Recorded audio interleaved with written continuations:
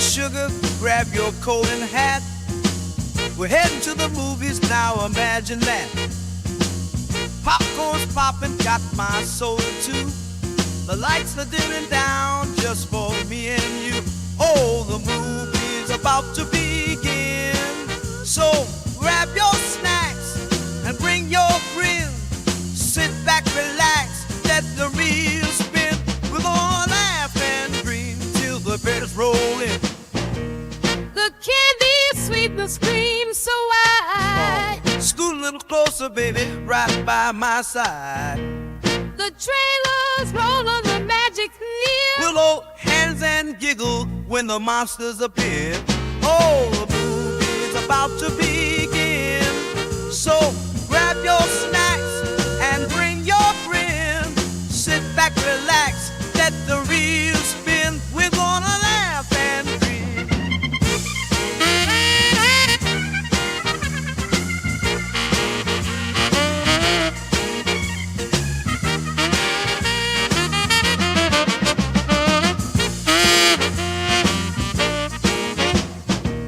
Turn off your troubles, forget your caters. We got silver screen kisses and dramatic flares.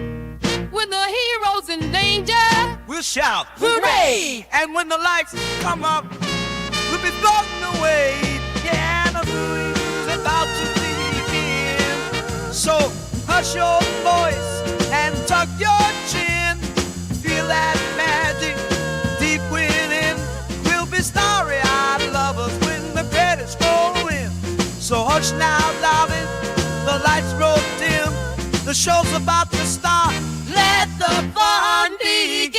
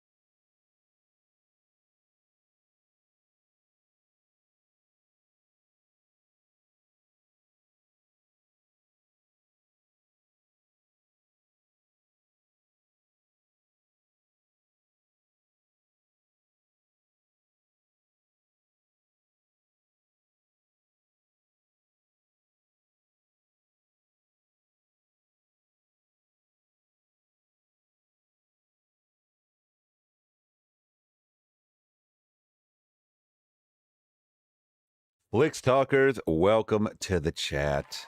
Good morning. Good morning. It's a good morning.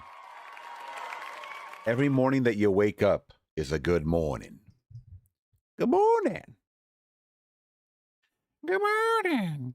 I'm trying to do my best Meatwad impression. And anybody in the chat or out there watch or have seen Aqua Teen Hunger Force with Little Meatwad? Good morning. I can't do the voice. Good morning. Yeah, the really high-pitched voice. Oh, I love that show. Oh, yeah. It was a night, man. It was a night. Last night, we did a 3-hour podcast over there on the Lethal Geeks podcast, so shouts out to them. That was fun. I wasn't expecting to go that long. I guess we didn't even discuss it, but it doesn't even matter. I had fun, and but I am feeling my age. So this is how crazy my nights go. So yesterday we spent the day out with Laura's grandmother, Shirley. Shouts out to Grandma Shirley, 103 years old, 103 and a half. In January, she'll be 104, and I guarantee it, she will live that long. But anyways, shouts out Grandma Shirley. Went to go visit her. She is in a home now, finally. Check this out. This lady only got put in a home. Willingly, it lives in a home only about 2 or 3 years ago, guys. She was up into her 100th birthday, living on her own. Well, she had a significant other at the time. People were talking about going to a home in their 70s and stuff. So it really just shows you what a different time, the resilience of people. Anyways, we went to go visit her. We picked her up. We took her out to lunch. We went to like 3 or 4 thrift stores. Then we took her to go shopping for some groceries. She loved it. I had a great time. I posted some pictures of her on my personal socials, and came back.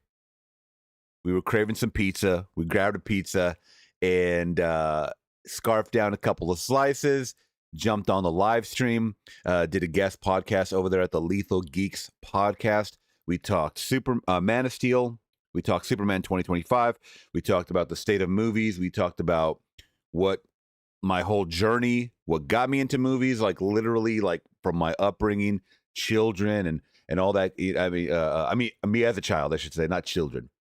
Me as a child, and what led me to where I'm at now. And it was so much fun. 3 hours, and then guess what? I ate the rest of the pizza afterwards. I ate the rest of the dang pizza afterwards, and now I'm like waking up like,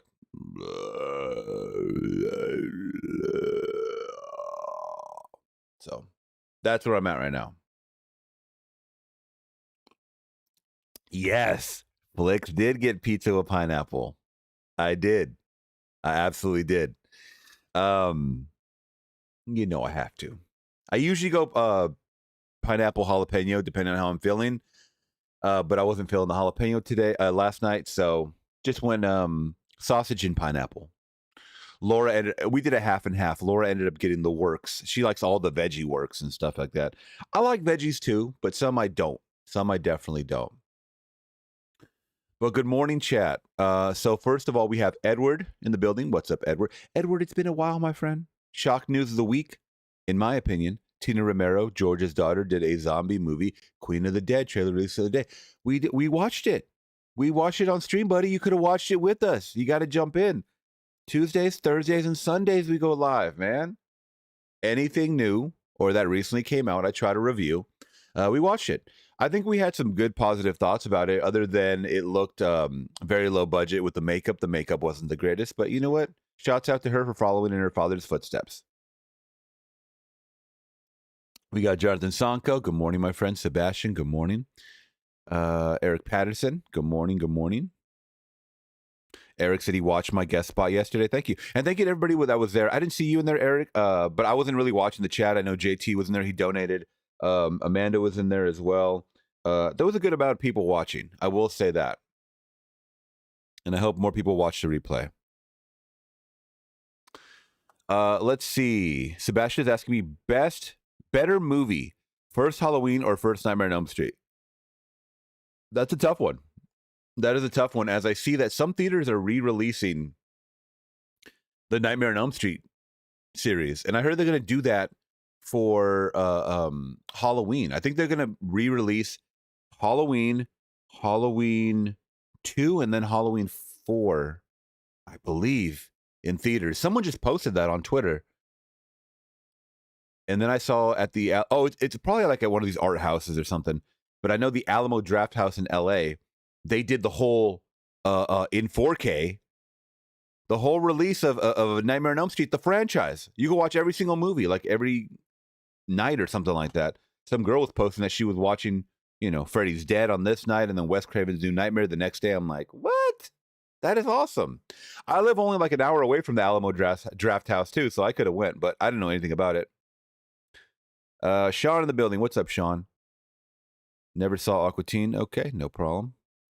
Did I even answer which one? No. Better favorite movie, first Halloween or first Nightmare on Elm Street?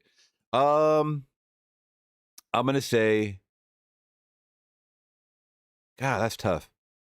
I always go back to the better being which one can I rewatch the most. So that being said, I think I'm gonna give it up to Halloween. Halloween was effective by showing less, I think. It was more creepy. Yeah, we got to see glimpses of Freddy in the first movie. That's tough, man. That is tough. I'll just say that I personally watch Halloween more than I do A Nightmare on Elm Street, the original. I watch more, if I'm being honest, I watch A Nightmare on Elm Street 3 more than anything else. Let me actually crank the... How's the audio sounding, guys? Are we good? Because I had to crank it up a little bit for the podcast yesterday that I was on. Sebastian, thank you so much for our first donation. Love that. The new Conjuring movie is doing business. Yeah, the new Conjuring movie is killing it. Let's check out what it's doing. The Conjuring: The Last Rites. Let's see.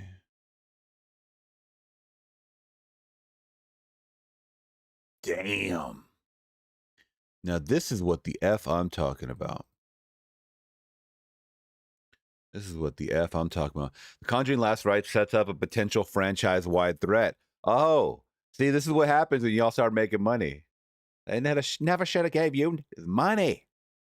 Let's see. Ooh, look at that face. God, that'll wake your ass up, huh?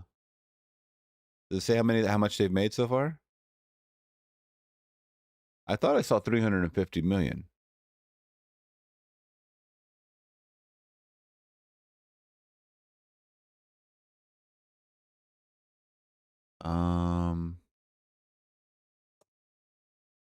I thought I saw 350 million. Why is it so hard to find the box office, man?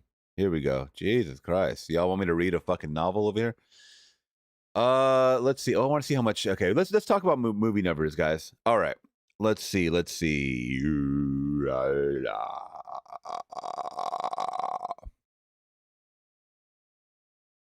Okay, so Demon Slayer is making it's at 32 million globally. 70 million in North America. Okay, very, very cool. Okay, how about Conjuring?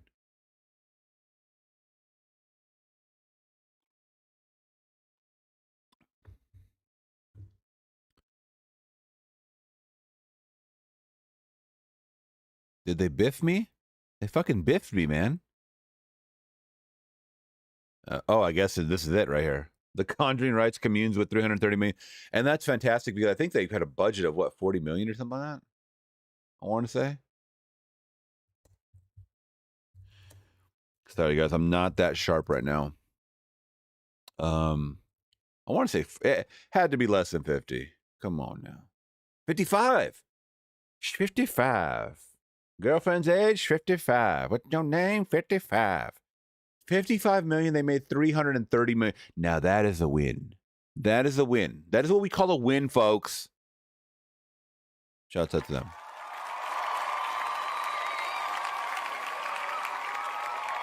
Real quick before we get into it, guys, there's this YouTuber named Dad. He goes by Dad. You guys might have remembered him, but he's still around. His real name is Nathan.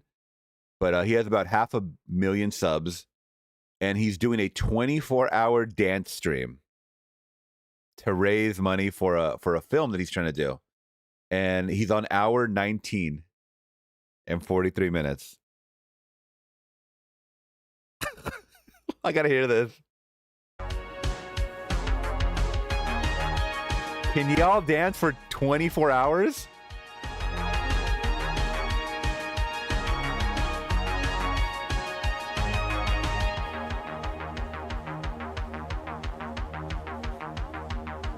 "24 hours, guys. This is incredible.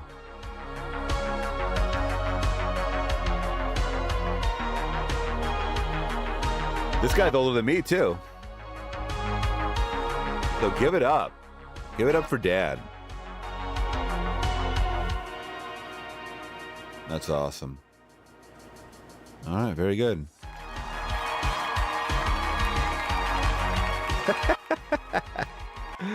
I just wanted to check in. 24-hour live stream, guys. You can dance off. Can you dance for 24 hours, though? On stream. It's tough. Interesting, though. All right, guys, let's see. Spooky in the building. I caught a little bit, like literally the tail end. I jumped in the chat of your Charlie Kirk stream. But I'll have to rewatch it, what you guys were talking about. I didn't get a chance to catch it. I know his celebration of life is today. Everybody's there in Arizona. But I'll check it out. Let's see. Eric Patterson is saying Elm Street for me. There you go.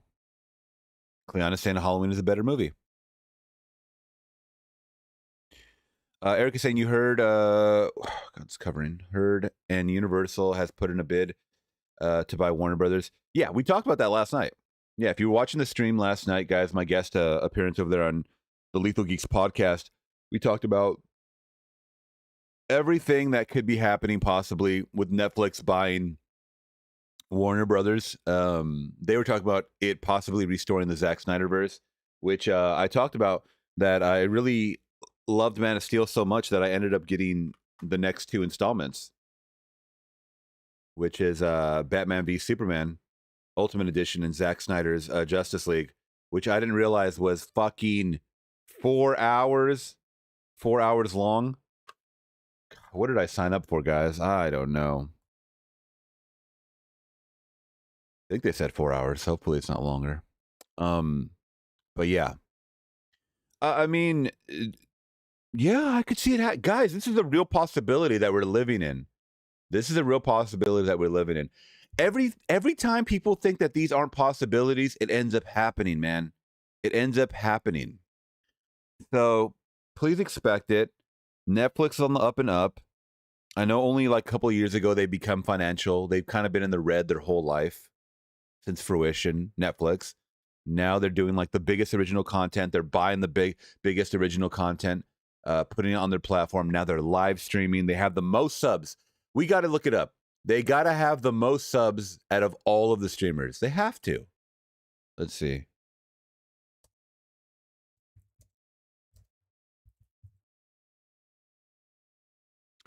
What is the most... Come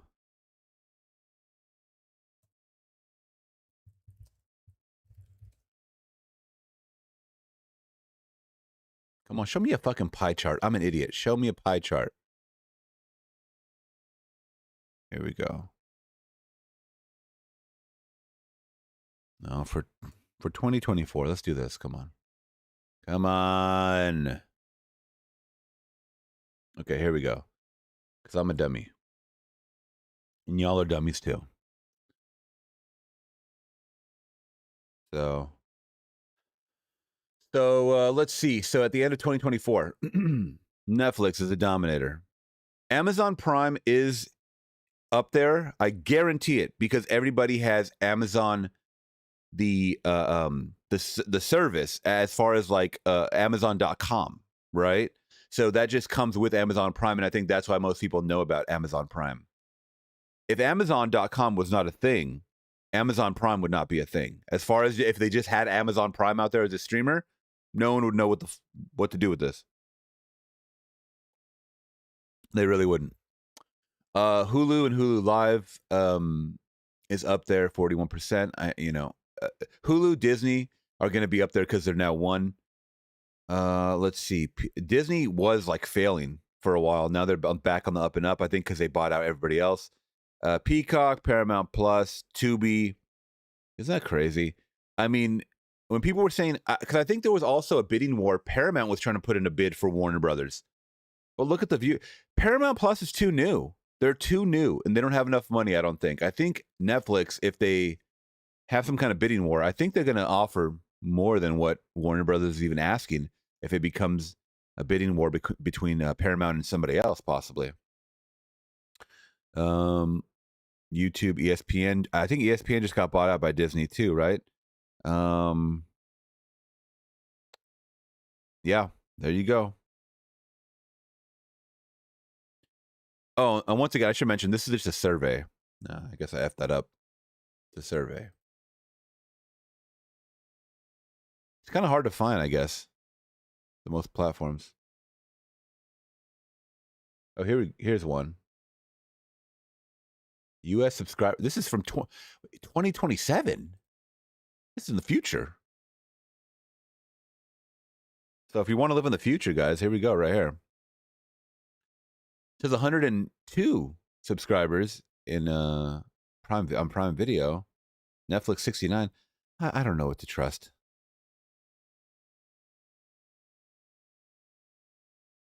I don't know. The source is Digital TV Research. Okay. Anyways. Do I care? No, not really. I mean, I don't really care. Sorry. It's good for you to dance. My friend said I've connected with some good people and expanded her horizons on who to watch. And that's what it's all about. That is what it's all about, right? Didn't see that you saw the trailer. Nice. Well done. It's pretty much what I thought too. Netflix is number one for me. Yeah, Netflix is the big dog on campus.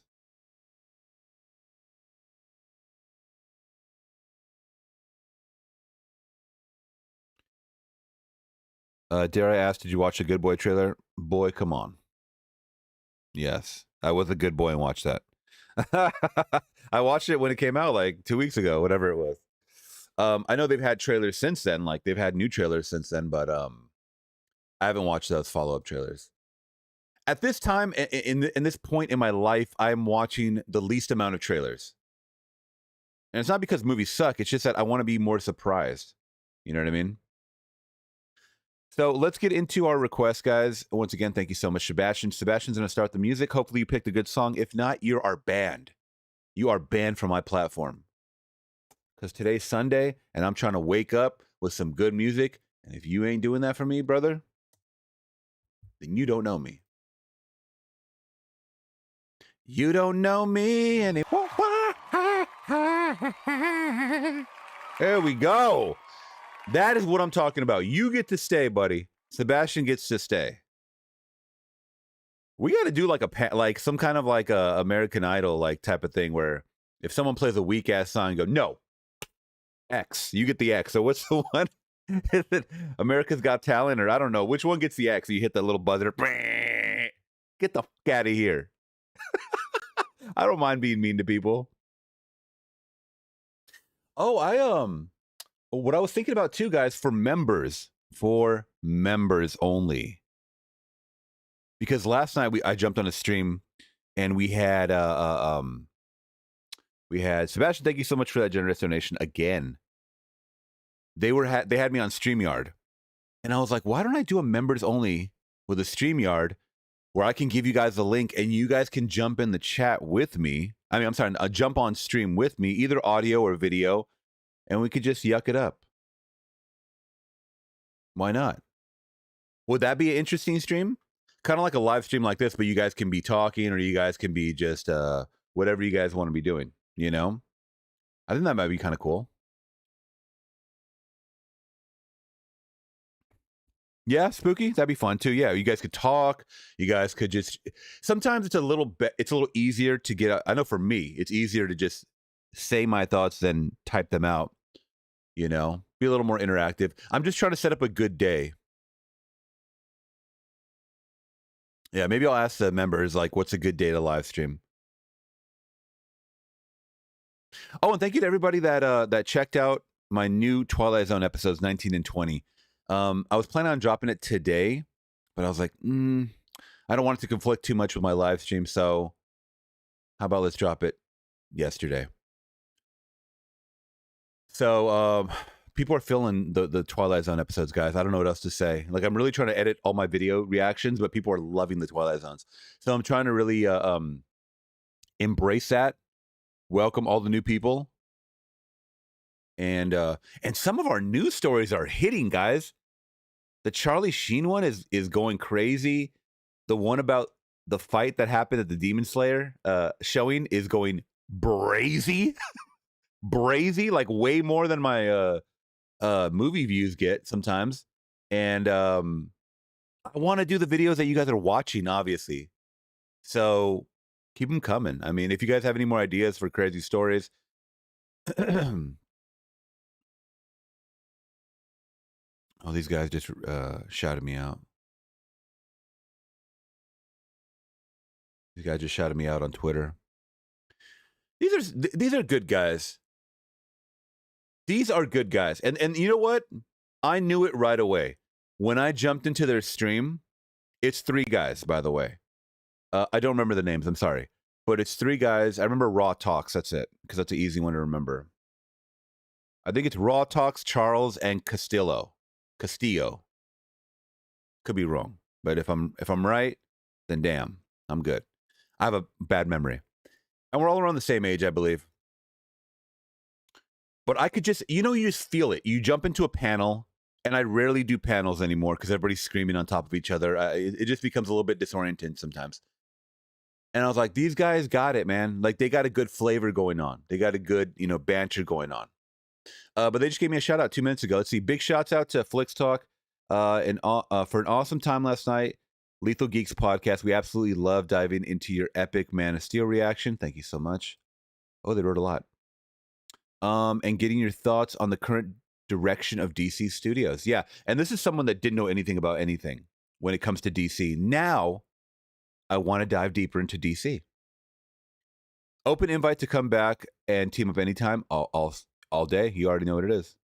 We also want to thank our dedicated audience for tuning in and welcoming Flix to the Lethal Geeks community. Yes, I don't know who's here from the Lethal Geeks podcast.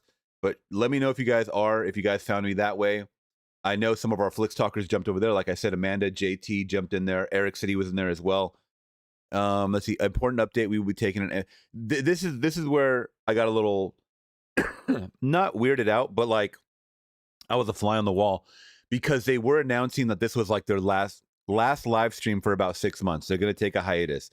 And I totally get it. Sometimes you need a mental break. I think that guy Castillo was talking about how he's moving to Chile, moving back. I think he's from Chile. He's moving back to South America. Things are happening in people's lives, right? But he did say something that resonated with me, and I think the audience, is that right now things just in general in the world can get extremely overwhelming for a lot of people, and it is good to take a mental break. And if that's what you guys need to do, then do it. Come back, the channel will always be there for you guys, So yeah, I'm gonna repost that. I'm gonna requote that because we show love here. Other podcasters don't show love. I show love. Everybody that you guys watch does not show love. Remember that. I'm the only one that shows love. I'm the one that shows the most love. Obviously, I'm being sarcastic, guys.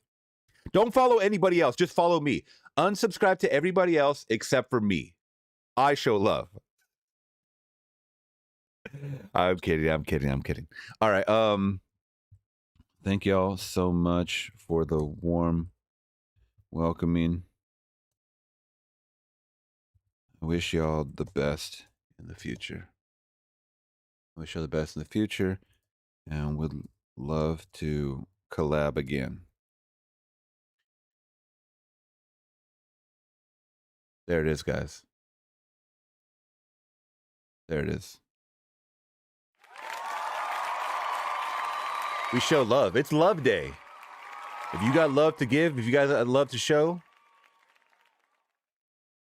then show it. All right, let's see, guys. What do we got? I wanted to see if there's any stories we can get into or anything really.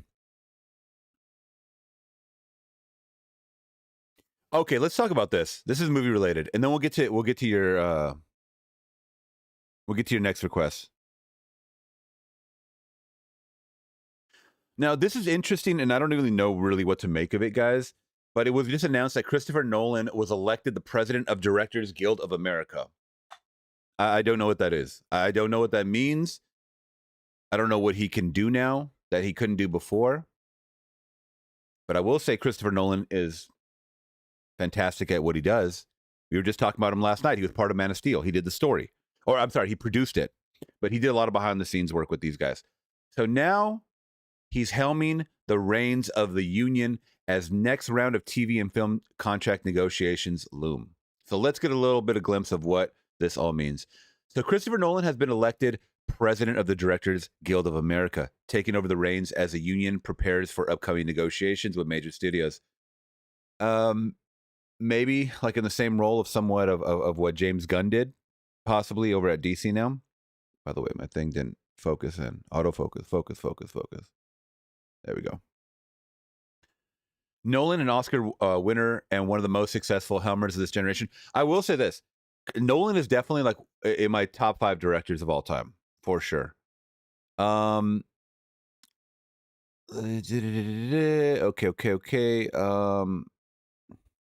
What does this mean, though? Here we go. To be elected president of Directors Guild in America is one of the greatest honors of my career, Nolan said. Our industry has experienced tremendous change, and I thank the Guild's membership for entrusting me with this responsibility. I also want to thank President Glatter for her leadership over the past 4 years. I look forward to collaborating with her. Yada, yada, yada.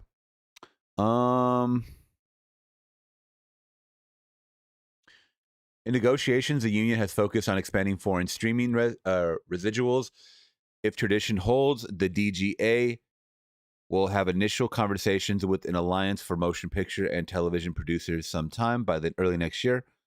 Okay, so a lot of behind the scenes stuff.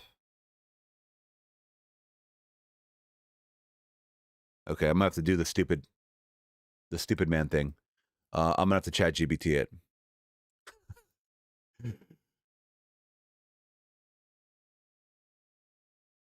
Here we go. What duties does the president of the Directors Guild of America uphold, I guess?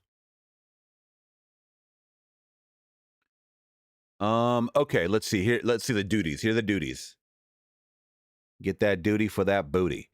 Key duties include representation and advocacy, acting as a primary public representation of the Guild in the industry, media and government, voicing the concerns and interests of the DGA members, union leadership, working with the DGA National Board. Okay. Okay. Collective bargaining, playing a leading role along the negotiations committee in collectively bargaining with the major studios, networks. This is a lot of responsibility. Jesus Christ. Okay. I wonder if, does he have like any business back? I mean, I know he's a producer, director, writer, all this other stuff, but so bargaining with the major studios, networks, and streaming. This is reminding me of, so I'm watching The Studio right now with Seth Rogen, guys. And this is a lot of back end stuff like this. This is crazy. Membership engagement, overseeing efforts to keep members informed and involved in Guild activities, programs, and initiatives, industry standards and protections. Okay. God dang, these are like really key roles here. Ceremonial and strategic roles, presiding over Guild meetings, chairman. Oh, you know what though? This kind of, how involved is he going to be? He is the president now. Is this going to slow down him making movies or being involved in movies? I was just talking about Jordan Peele. So the new movie Him just came out, and it's bombing. It is bombing. I think Justin Tipping is the guy who directed it. But Jordan Peele is producing. And this shit is bombing, y'all. Bombing. And I told y'all, this is a movie that did not look interesting to me whatsoever.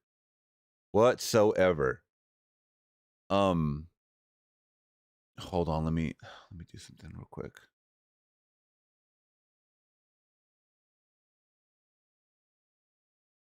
Here we go.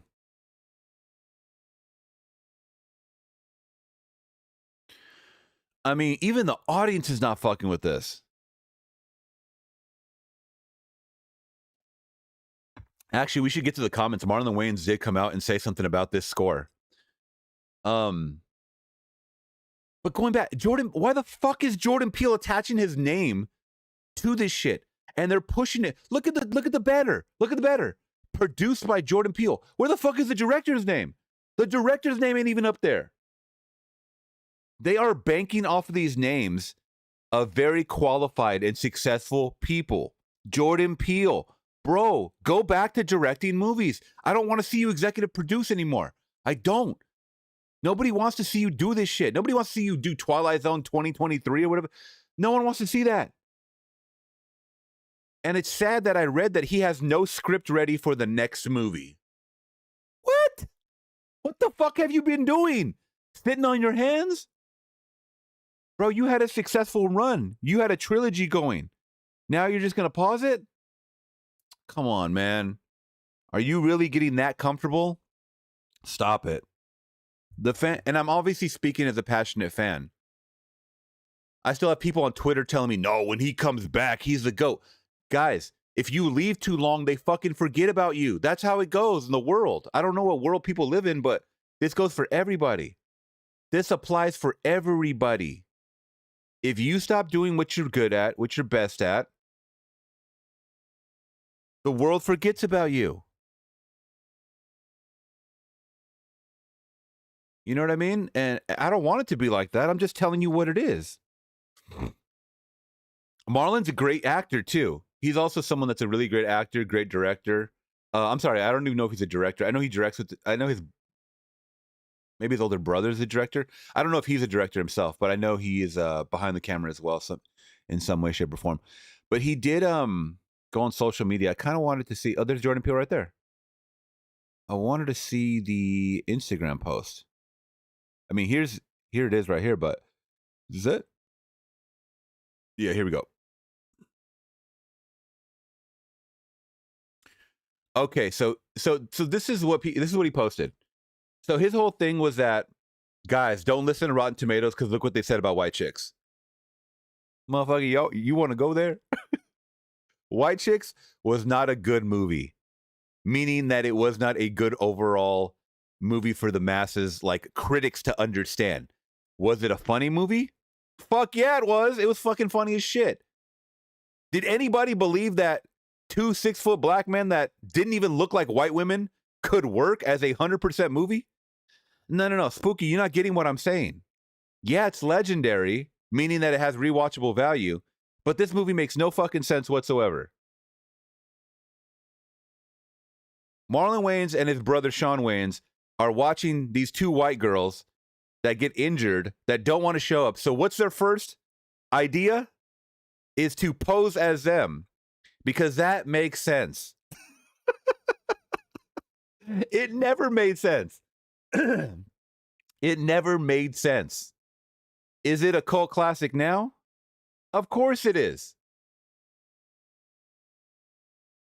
It's a comedy. Of course it's not supposed to make sense. No.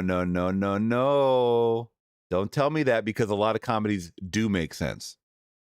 This is one of those nonsensical comedies that gets a pass for sure. Guys, I rewatch this movie at least once a year. Don't get it twisted. But is it a good written?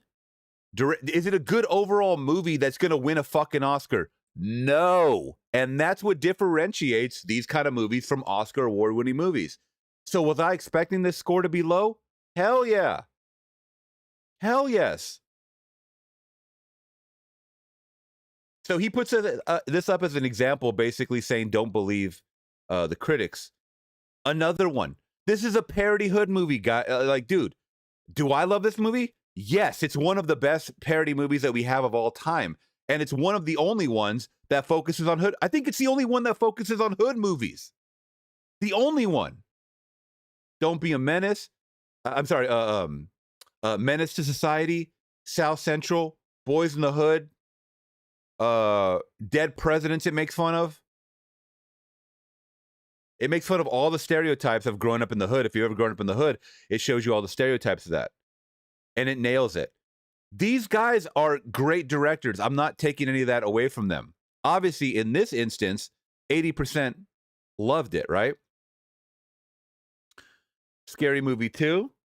I didn't realize Scary Movie 2. But once again, these are parody movies. I mean, these are not good examples of what critics are going to give a high score anyways. I mean, I know I put my foot in my mouth because I'm sure Naked Gun. I don't even know what Naked Gun got. The new Naked Gun I'm talking about. The new Naked Gun probably got a good score. And that kind of baffles me if it does compared to like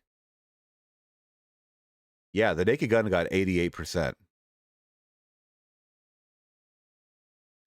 So The Naked Gun gets an 88%. And your boy over here can't really, get any love. I don't know what it is. I don't know how long Rotten Tomatoes has been around. I don't know if people were reviewing it back then when this movie came out. And because of that, they gave it a lower score. I don't know. Scary Movie, the original. Yeah, I don't know why people give rankings the way they do. Oh, this movie sucked ass. I saw like 20 minutes of this movie and I turned it off. Marlon, don't even start right now. Marlon is trying to act like he got classic movies under his belt. Nah, bro, you don't. Okay, Rotten Tomatoes. Thank you, Taurine. Taurine, by the way, we found your channel, man. We found your YouTube. I found you on Twitter. You got some good shit. I got to check out the videos. But Marlon is acting like he has A+ movies. And yeah, if you want to talk about stoner, raunchy, parody movies, yeah, you're killing it. Are these movies winning Oscars? No. And that's what I think Rotten Tomatoes is gauging these movies primarily around that formula, that critique. That's what they're looking for. A haunted house is what you want to post up? Stop it. So let me get to his thoughts really quick. By the way, I hate that everybody says this now. Just to be clear. Just to be clear. That's the new thing now. That's the new thing. Just to be clear. I hear everybody saying that, from politics to entertainers. Stop it, man. You guys are fucking sheep. I respect critics. Their job is to critique. I respect their work. It shapes our industry. But an opinion does not always mean it's everyone's opinion. Correct? Some movies are ahead of the curve. Okay. Is that what you're saying about him? Or is that what you're saying about all those movies that you posted? Was White Chicks ahead of the curve? I would say no, because nobody else did try to do something like that. Usually when you're ahead of the curve, other people try to mimic that. Did anybody else try to mimic White Chicks? No. I would say, were you ahead as far as trying something ballsy, something edgy for comedy? Yeah, sure, why not? I'll give you that. Once again, to me, ahead of the curve implies that others are trying to ride this wave, like you're a trendsetter. If there ain't no trend right there, then you guys didn't set anything. Once again, I love the Wayans brothers. I don't know why I got to keep iterating this, beating this to death. I grew up on In Living Color. I know the talent. I know the talent's there. Innovation is not always embraced as an art is to be interpreted, and it's subjective. I've had a career of making classic movies. Once again, bro, you're using that word, classic movies. I will say cult classic. All right, because cult classic like Napoleon Dynamite's a cult classic. Superbad's a cult classic. These are movies that might not have been well received when they first came out, but about 20 years later or so, they're well received now for what they were, right? I wouldn't say classic. Motherfucker, Godfather's a classic. Motherfucker, Scarface is a classic. Are you comparing A Haunted House to Scarface, to The Godfather, to Goodfellas, to literally any other movie that I can think of that's winning fucking awards? That is what a classic is.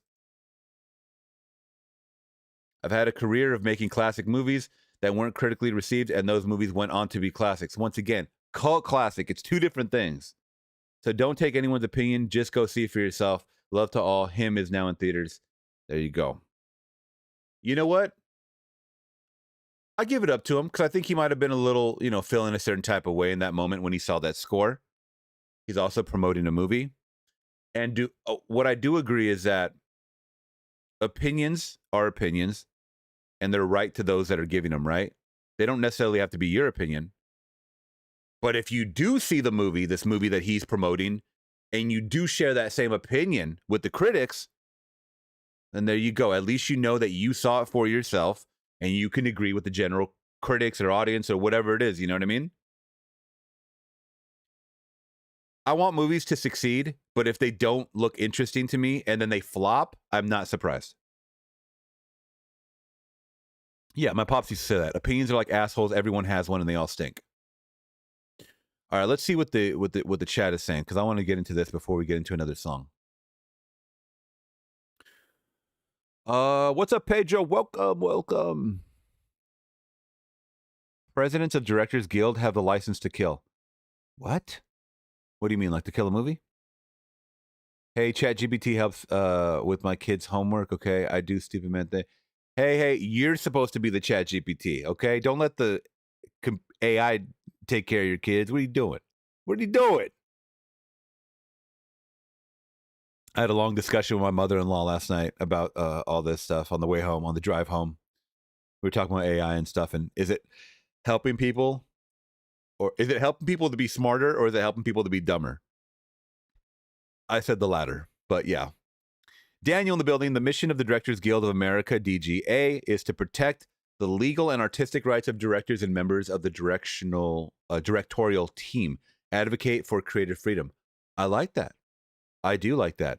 Once again, it's very reminiscent of what we're watching right now, The Studio. If you guys haven't seen that on Apple Plus, go check it out. I'll just say that Seth Rogen is this studio head where he is very into artistic filmmaking, like Martin Scorsese, like artsy A24 films. But Bryan Cranston, who's a president, is like, we need movies that are going to make money. Fuck your artistic freedom. Like, we need billion-dollar movies like Minecraft. So it's this constant push and pull. And if I worked in that industry, I don't know how I would treat it too. But I mean, yeah. It's a business. It's a business. You know what I mean? You have to balance the two. Let's see. Him got 1 out of 8. Oh, him got an 1/8 of a star. Okay. Let's see. Yes, Tori, thank you so much for reminding me. Jordan Peele did put in a bid for Weapons, but lost it. Now, I understand it's tough when you're putting in bids for movies to produce, knowing which ones are going to hit, which ones aren't. I will say this, when the early marketing came out for Weapons, I was like, I don't know what this is. I don't really know if I want to catch it in theaters. Then I started seeing more and more full trailers. Then I started just seeing the cast involved, Brolin and Julia Gardner. And I'm like, okay, I might take a chance on this, because sometimes the not knowing is the best way to go into a movie, right? Or the unknown is what's the mystery. And then the final payoff was like, oh shit to me. So Weapons was definitely one of my favorites of the year. Him, I felt like I saw everything in the trailer. They were trying to be artistic. It was this, they were dubbing it this football horror movie. And I'm like, that already doesn't sound good. That already does not sound good on face value. And then people were telling me that Marlon Wayans just looked like he was over the top, like trying to win this Oscar. And when you try to go for the Oscar, try to go for that gold, sometimes you're a tryhard. And you're not in it just to be your authentic self. But maybe that's his character, to be over the top. I get it. But sometimes you're just like, in the back of your mind, you're thinking of the Oscar and you're not thinking of the film at hand, you know? Jordan definitely needs to direct. Yes, get back to it, man. You were good at that. It's already been, when did Nope come out? 2022? All right, now we're getting to that third year. Come on, we're about to get into that fourth year. Like, we need a script. All he needs is a fucking script. That's it. Anyone will buy that. Anyone will buy that.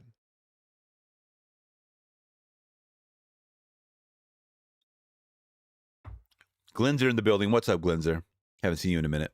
Some directors hit it big and take it easy. I don't like that.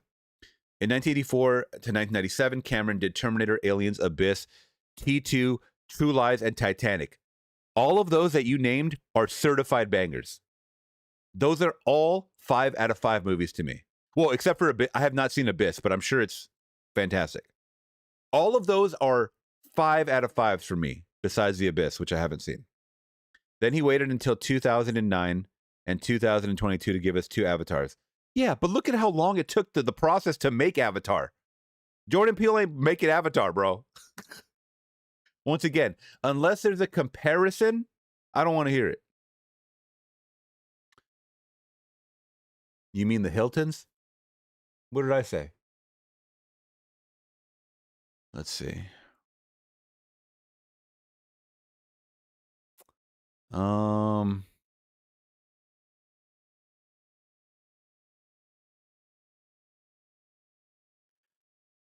Daniel's asking me, tell me a comedy that won an Oscar off the top of your head, or a horror movie.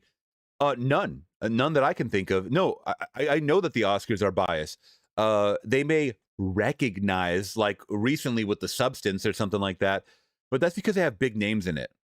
Isn't that a shame that you have to have a big name actress? Like, I thought the original Quiet Place, the first Quiet Place with Daniel Krasinski and Emily Blunt, I thought that would get a nod at least.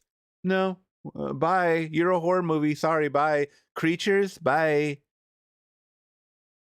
These performances of these movies were amazing. And that's what I think is sucking in people to watch these movies, is them hiring the top talent. Because horror is making money.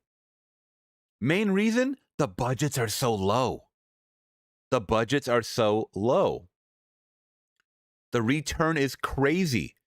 Conjuring, Weapons, all these movies are making a huge, huge return. Are they going to start getting recognized anytime soon? I don't know. But my personal thoughts on the award shows, they're ass. I don't care for them. I don't like to celebrate. Actors make enough money. We don't need to celebrate them. That's what it comes down to for me. Did Naked Gun win an Oscar? No.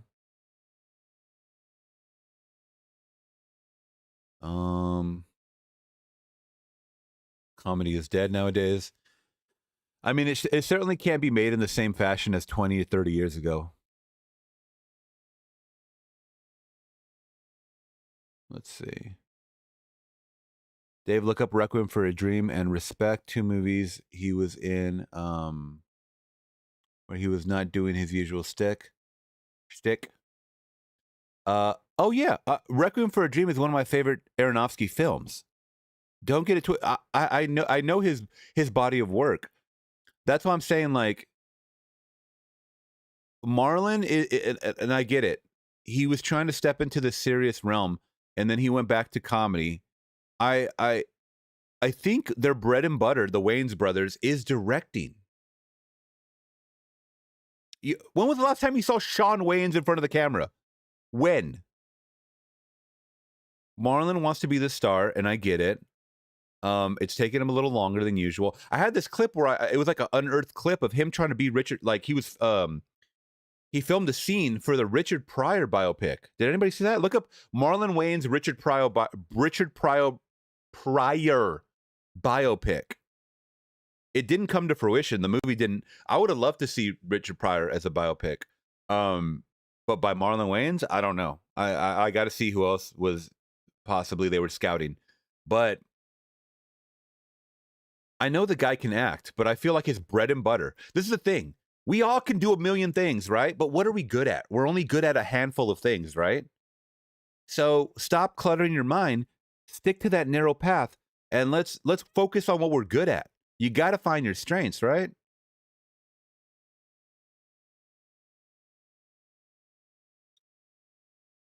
Glinter saying, I can't imagine black chicks with 2 white actors.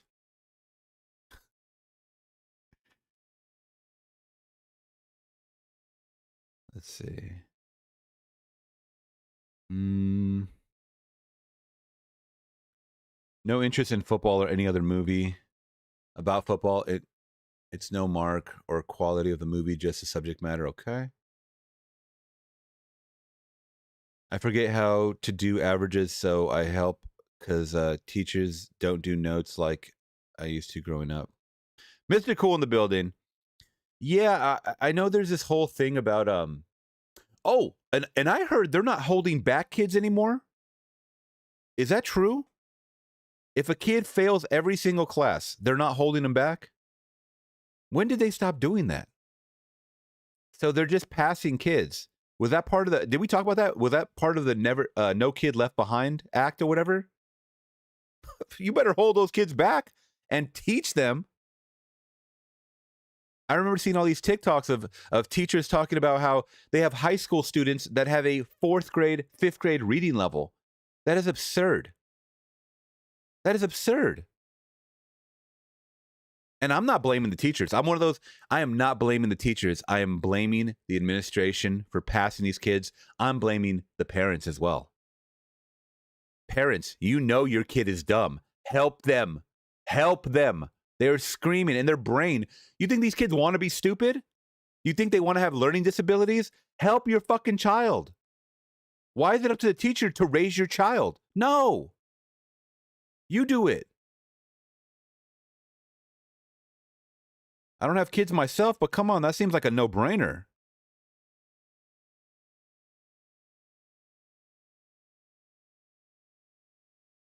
Let's see.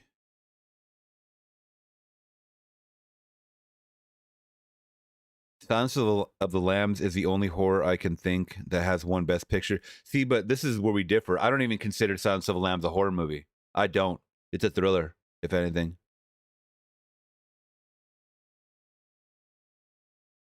Murphy should have won for Coming to America and Nutty Professor. Those are both good movies. Nutty Professor is very silly. I mean, I don't see that in winning any awards. Eddie Murphy should have won for Dreamgirls. See, that was a movie I didn't see, and I heard it had a lot of good response. Naomi Scott should have been, I agree with that. She should have been nominated for Smile 2. Smile 2 was an amazing performance. Smile 2 is one of those movies where it's so hard for me to pick if it's better than the original. It's on par, man. Smile 2 and Smile 1 are banger. Like, I would watch those over and over again. But the sequel might be better than the original. They amped it up a notch. And I'm telling you, Naomi Scott killed it. So did Soshi Bacon in the original, but Naomi Scott destroyed that role. Destroyed. Crocodile Dundee won for Best Original Screenplay. Is that true?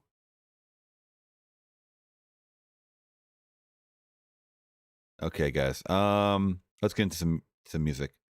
Some schools don't allow Fs. Lord help me. This is why we don't have children, y'all. This is why we don't have children. Okay, I'm done. I don't even want to know what's going on in schools anymore because I've lost all hope. I've lost all hope. Children, don't rely on AI. Don't rely on the AI. All right. We got a video here, guys. Thank you, Sebastian. My name is John Malkovich. God damn it. I hate when it autoplays. So this video is called Funniest Impressions Done in Front of the Actual Person. Okay. I'm with that. Let's go, guys. My name is John Malkovich. I don't sound anything like that. No, you sound exactly like this. No, I don't.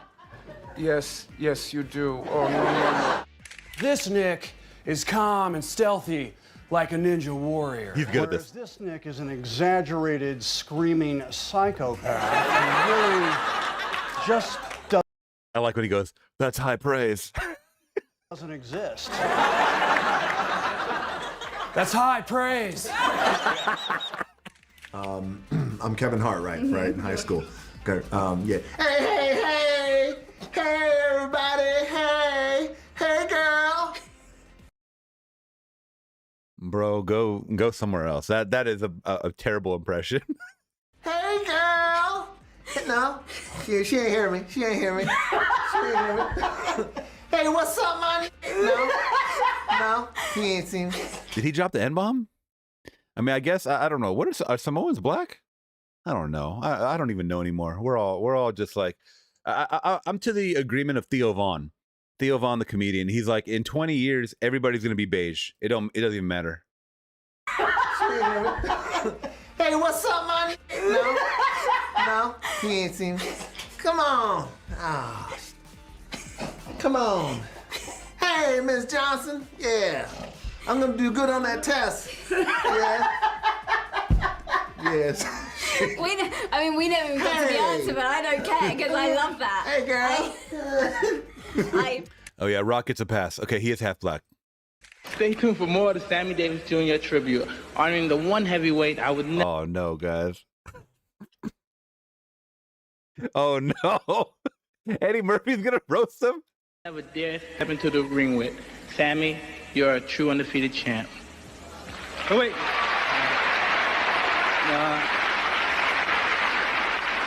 I think Mike can do a little better than that. Mike?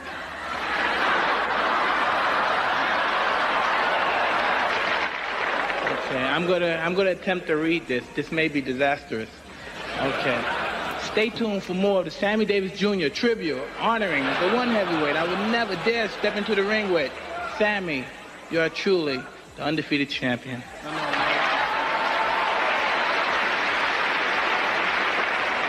Sammy Day.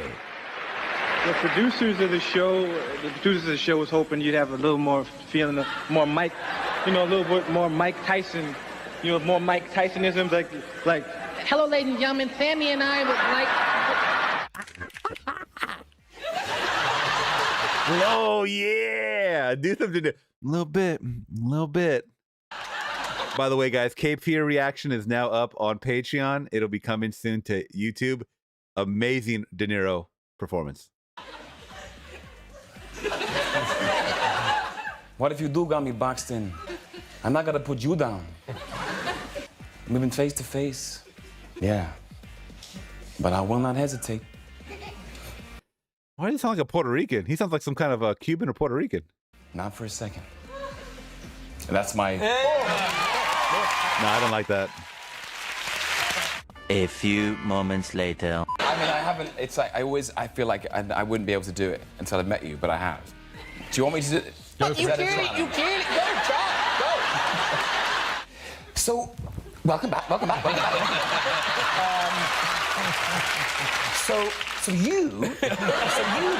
You've never been on the show. Is that okay? I feel your pain, Bob. First time. There's only a first time for everything. Isn't this brave?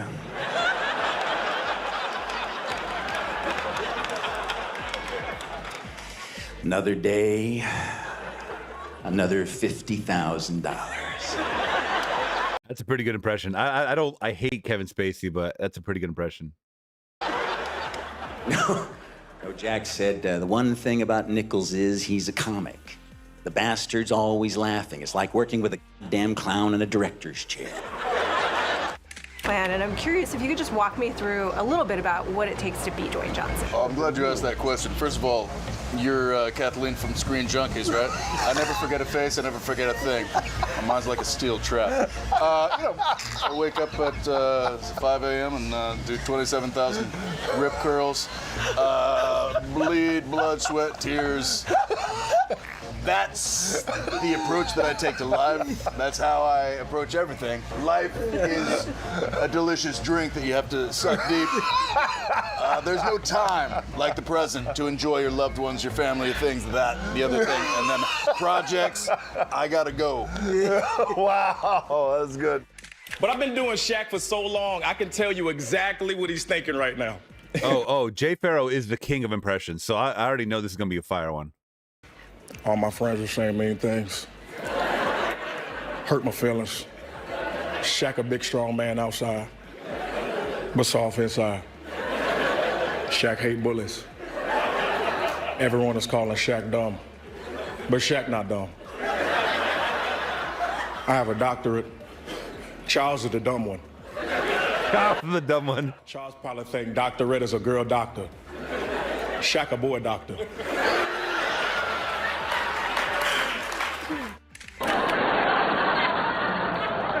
I love that tape. And I show it to all my friends. Well, maybe we'll just turn the camera on and let him go.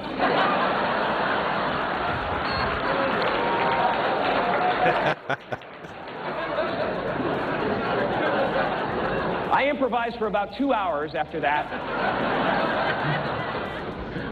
Then with Clint's help, we honed the final performance down to this little piece that I'd like to perform for you now. Hey, man, I can handle it.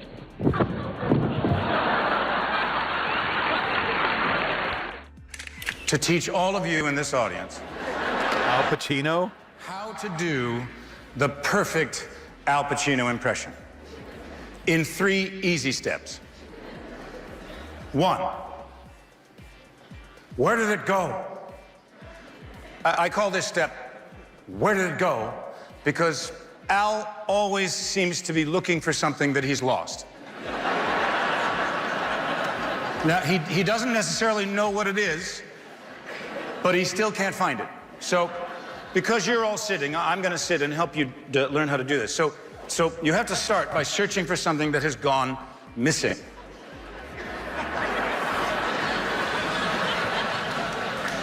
Where is it? My wallet, my passport, my toothbrush, my lines, my performance. Whoa, where did that go? Step 2 is the surprise. Al, for some reason, always looks a little surprised. If you look at his face, it's like, what just happened? The last thing I remember, I was snorting a wheelbarrow full of cocaine in Scarface, and now I'm sitting next to the president. Whoa, how did that happen?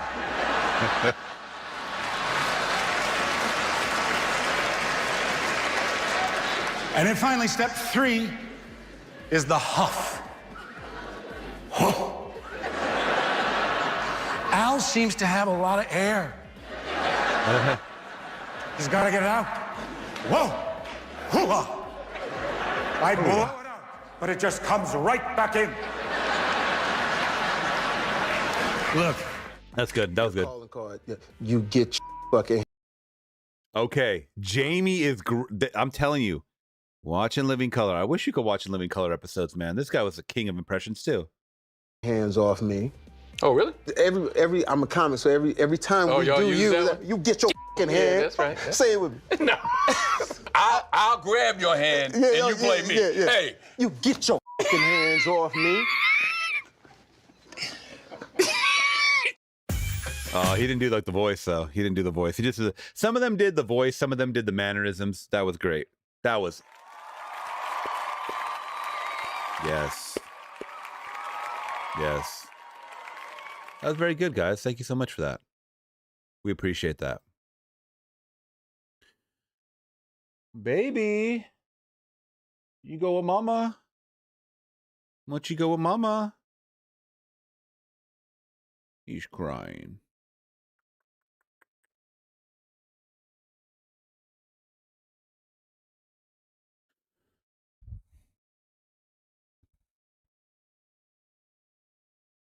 No, y'all. No. Oh my God. Okay. Breaking news. This is breaking. That's why when you guys see my eyes drifting or whatever like that, I'm looking at current stories because I really didn't have anything. But this literally just broke. What? Yo, he's a repeat offender.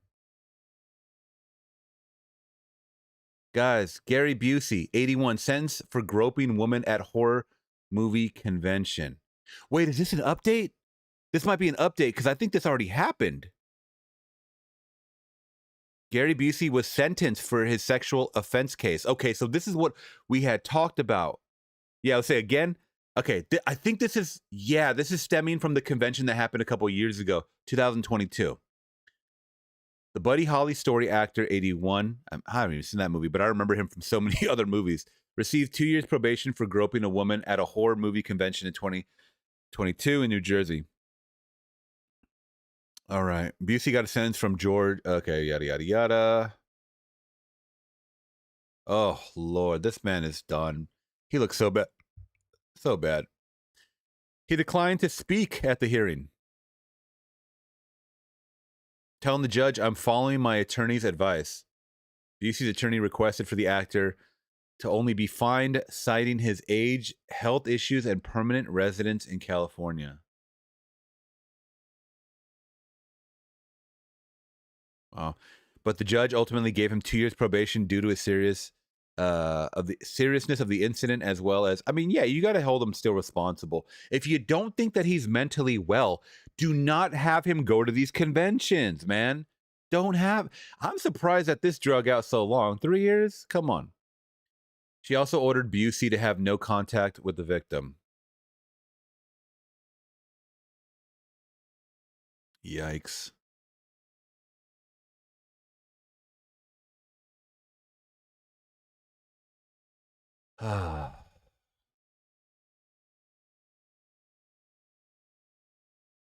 It took them less than 10 seconds and they left. Then they made up a story that I assaulted them sexually, he said on TMZ. At the time, he denied. Look at these pictures they're using of him, man.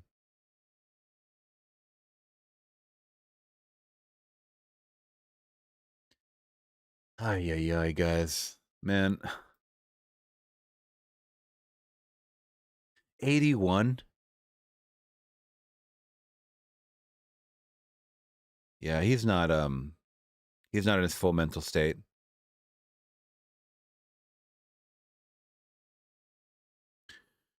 Get him some help. Someone on his team, get him some help. These guys got money. Someone reach out and say, hey, you know what? You know, the representatives or whatever, you need some help, man. I'm willing to do it for you for the free or for a fee. You know what I mean?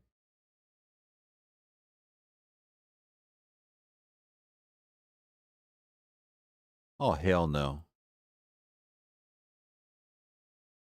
Okay, I told myself I'm not going to talk politics anymore on the channel, so we're not going to do that. Okay, never mind. We're not going to do it. We're not going to do it. David, hold it in, please. Hold in, David. Please. Movies only, guys. Movies only. I'll let Taurine fuck with this. I'll let Taurine talk about this. Oh, God. I'm on Twitter too much, y'all. Too much. Yeah, the horror movie convention thing. The way the story was laid out, how she laid it out, was very, very uncomfortable to read. I will say that. I remember reading it, and I was like, what is wrong with this guy? Yeah, Silver Bullet. Silver Bullet was one of the first real horror movies that I was introduced to growing up. Gary Busey always. Well, this is the thing with Gary Busey is most people don't remember. If you're young and you don't know about Gary Busey's story, he got in a car accident where it really fucked up his brain, and I mean, a very similar, not story to me, but my mom, her first marriage, she was with this guy who also got in a car accident.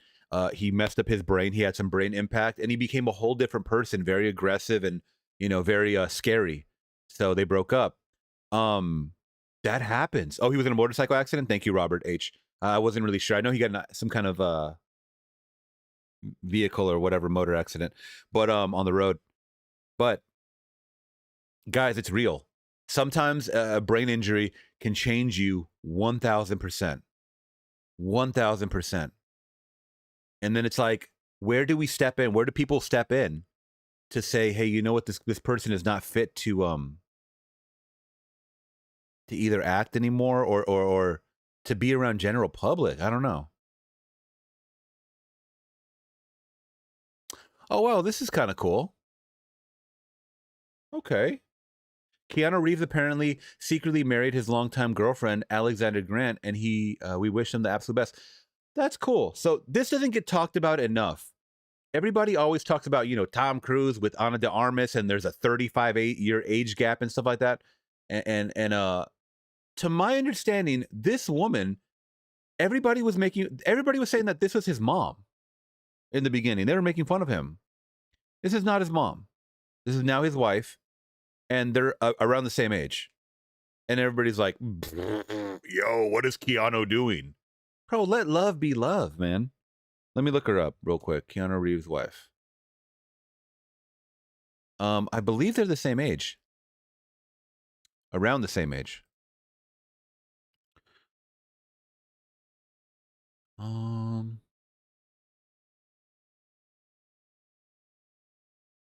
Okay, here we go.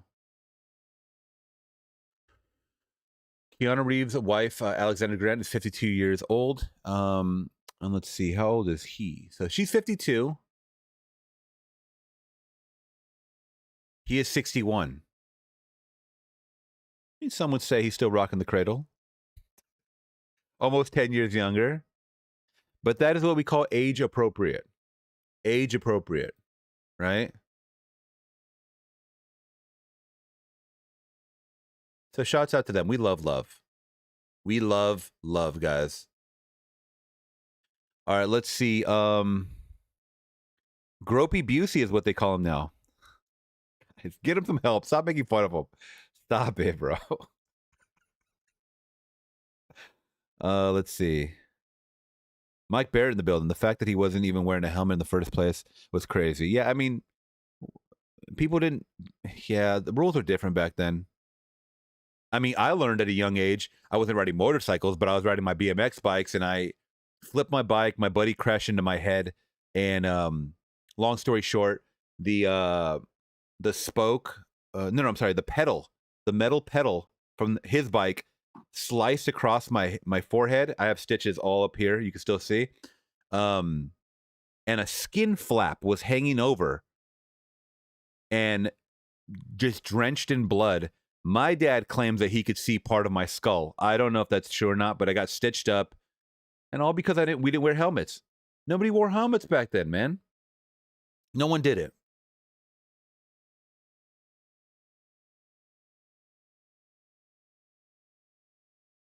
Nigash is saying she is like 10 years younger. That's the funny part. Why is that funny? Oh, you're saying because people were saying that looked like his mom? Well, I mean, she's full gray, you know what I mean? And he's rocking, he's dyeing his hair, obviously, still, because he has a full gray beard, pretty much. Yeah, not a big age gap. I thought they were closer. I didn't think he was 61. I thought he was mid-50s. People shocked when male stars don't marry someone less than half their age. Yeah, why is that? You see women doing it too nowadays, a little more prevalent. Like they're dating younger guys, like half their age and stuff. Yeah, great for Keanu, man. Words with weight. You got a new one? Words with weight. Words with weight. Words with weight. Has a new one. If you guys don't know, this guy, Words with Weight, is an amazing artist, an amazing writer. He, wait a minute, who's this? Oh, never mind. Okay, I thought I saw something trending right now that I was like, wait a minute.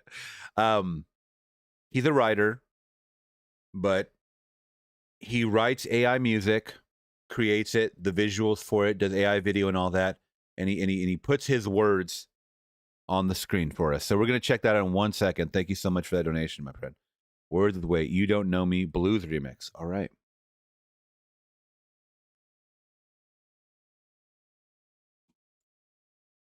The helmet law, okay. Keanu is a literal vampire. Well, I know he's talking about, doing all these damn John Wick movies. They were asking about John Wick 5, and he's like, I don't even know if my knees can do it anymore, running up all these steps and shit. Go watch John Wick 4. If you haven't seen John Wick 4, I finally saw it just a couple of months ago. Amazing. I think these movies just keep getting better. But there's a scene at the end where he's like running up fucking like hundreds of stairs, and he gets knocked down the stairs, and he keeps having to run back up and fight all these guys. And I'm like, this is making my knees hurt just watching it. So Glenn's just saying Keanu's wife is more than twice the age of Bill Belichick's. Yeah, that's a gross one. Hey, now she's not with Bill for his money. How dare you? All right, guys. Let's get into this. Let's get into some words of weight. You don't know me anymore. No, no.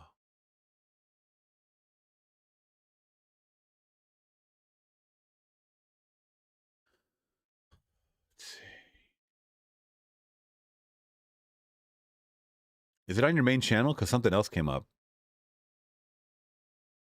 Oh, here we go. Blues Remix, 8 days ago. All right, we're going to check this one out, guys. Please subscribe to his channel if you guys can. Words with Weight. Simply look it up. Here we go.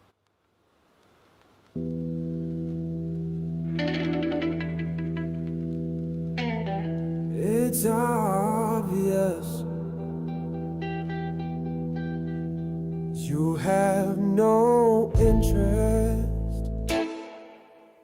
in finding out what I'm about, but don't think I'm the one losing now. You wanna go that route, I'll just do without. All you see of me is what I show, treating me like a ghost. So the real me you'll never know. I'll keep that part deep down below, only coming out in what I wrote. Spewing words painting me wrong. For now I'll string you along, putting you where you belong. The bad one in this song. I hide in plain sight for a reason, as I ease in your treason. It's you I don't believe in by your actions. But even you know who I am. Put forth effort whenever you give a damn. Thinking you're clever as you attempt to heal these severed ties with even more lies and less tries. It's absurd, you only give me empty words, so you can rest assured I don't care about what I heard. I've learned you left this couple to struggle with our trouble all alone, even though you were shown we needed you in our home. How could you be so cold? Your perception battling my reality, drastically warping your personality. Cause you can't do me, don't think you're right on me. You wanna know who I am. Put forth effort whenever you give a damn. Thinking you're clever as you attempt to heal these severed ties with even more lies and less tries. She may have been my wife, but she was your daughter. You allowed her to be caught up in the slaughter without even an offer when you saw her. So I'll say this softer.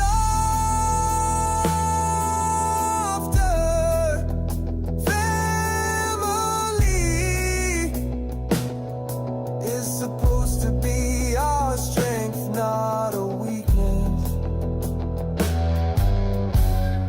Yet you left us exposed as if we imposed. So between us, pretend you haven't seen us. I used to be compelled to believe your lies, but I see it's wise to leave that behind. Keeping my truth to myself, cause if you can't tell, it's people who make it hard to have faith in anyone else. I stand in front of you so you can see, but you refuse to know me.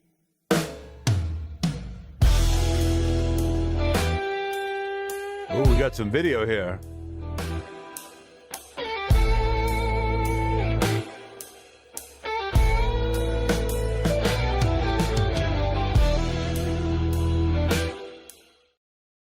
Oh, there we go. Alrighty.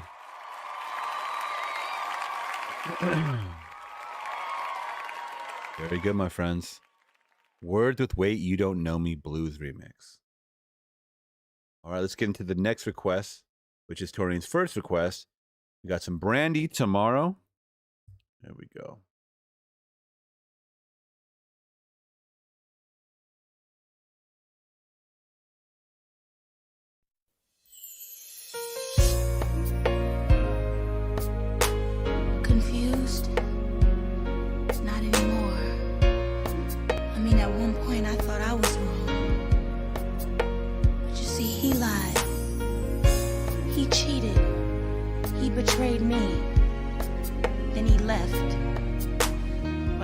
hurt anymore.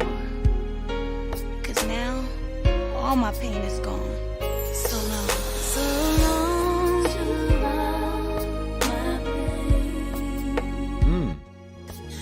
Good night to my heartache. Goodbye, sorrow. I won't cry no more.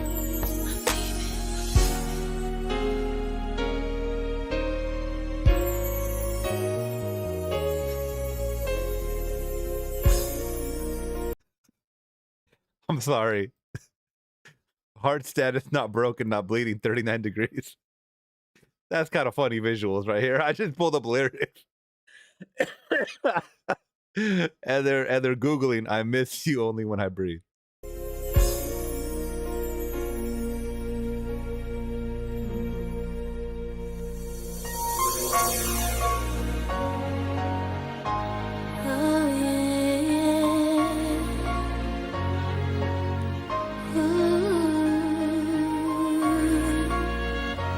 Ooh, that's beautiful. I love that background. That's beautiful. That orchestra. If you would only treat me right, I'd stay here by your side. But I am down to my last cry, so I'm leaving you goodbye. You turned away from opportunities to sit and talk things through. But now when I say I'm leaving you, you have so much to prove. So long to all my pain. Good night to my heartache. Goodbye, sorrow. I won't cry no more. I'm leaving tomorrow. Stop writing me sweet letters and calling me on the phone. We argue constantly when I saw you. Always left me in the cold. I made the choice to finally go, 'cause I can't stand this pain. It's time for my last tear to fall and me to smile again. So long to all my pain. Good night to my heartache. Goodbye, sorrow. I won't cry no more. I'm leaving tomorrow. So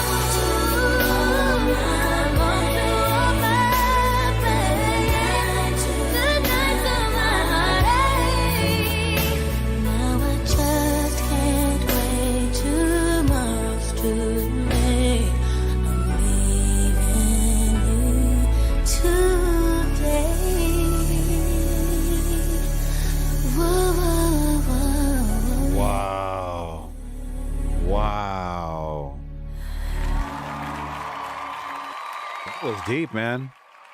That was deep. Woo. I like that a lot. I like that a lot. Thank you for sharing that for me. Sharing that with me. Brandy Tomorrow. That's from 1998. Brandy Norwood. Very good. All right, let's get into the next request, guys. I'll be here for about 30 minutes. Another 30 minutes taking your requests, and I'm out of here for the day, guys. Let me actually see if there's any other real quick stories that we could talk about. There wasn't much. Other than movies are flopping. Movies are flopping. I don't know what the hell's going on, man. Movies are flopping. I mean, okay, let's see. Steve Martin has COVID. I mean, I wanted to kind of talk about that a little bit, but I don't even know if y'all care. Anybody care? So, I mean, Steve Martin did come out with a post, guys, saying he's on tour right now. He's doing like some comedy tour. Dear Virginia Beach and Richmond. I don't want to sound like, crass or like, unsympathetic or whatever you want to call it, or non-sympathetic. Because I got COVID. I got it. I even got the new strain that came out this year. I got all that shit. But the thing is with him is he's like, I don't remember how old he is. He's old. And when you get COVID that old, you get sick in general. It's not good. Sadly, I've come down with COVID. I can't possibly do the shows that you deserve. So Marty and I must cancel. He's doing shows with Martin Short. Must cancel tonight and tomorrow, but we will return under better circumstances. So, he had a show, Only Murders in the Building, with Martin Short. And it is good that he takes a little break or whatever to hopefully get better.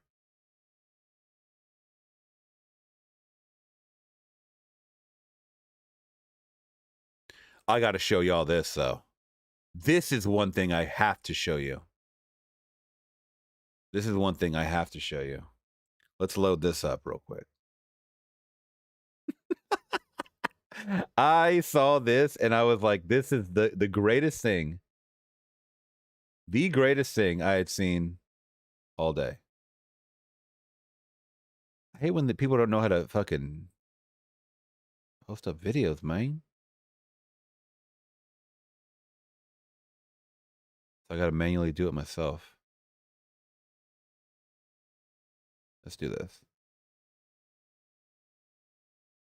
So this is in I don't know. This is like either the late 80s or the early 90s, probably late 80s.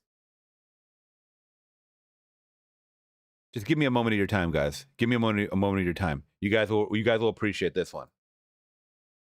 Little did they know they would not be going to the game. Everybody's under arrest. Put your hands on your head. In 1985, the FBI used NFL football tickets as bait in a sting operation to catch suspects who had outstanding warrants. The FBI mailed out fake invitations to wanted criminals, offering them free Washington Redskins tickets. The FBI even got creative with the fake names they used on invitations they sent out. They used names like Mr. Cran, which is narc spelled backward, and Mr. Detnaw, which is wanted spelled backward. Good afternoon, Mr. Cran.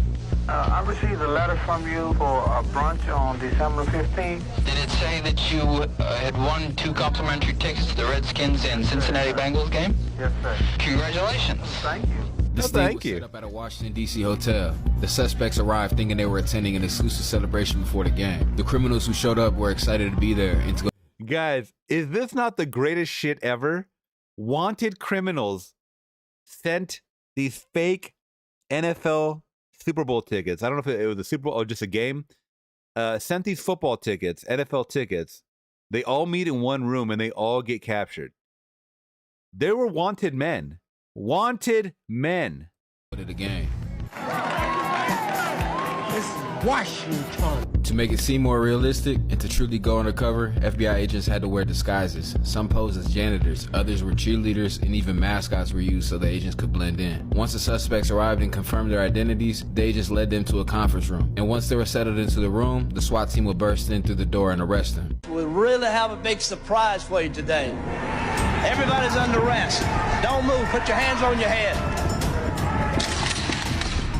A Among those who were caught were 2 people who were on the FBI's top 10 most wanted list. That day, over 100 criminals were arrested, making this one of the most successful and creative sting operations in FBI history.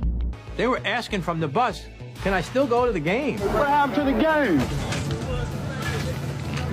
If you wanted to get me, you could have came to my house, man, and they know where I live at. This thing was over. But at the end, we had quite a few families. They were absolutely in shock. They burned this man. It was a good show anyway. So what do you think about all of this? This is all bull. There you go. You always got one person that's a bleeding heart for the criminal, right? That's funny, though. That is so funny. I feel like they don't get creative with stings like that. You got to nowadays. All right, let's check out this Michael Jackson Black or White Panther dance, he said. Now, we got Michael J. I mean, this might block the stream, but we're going to try our hardest for it not to block the stream. So let's check it out.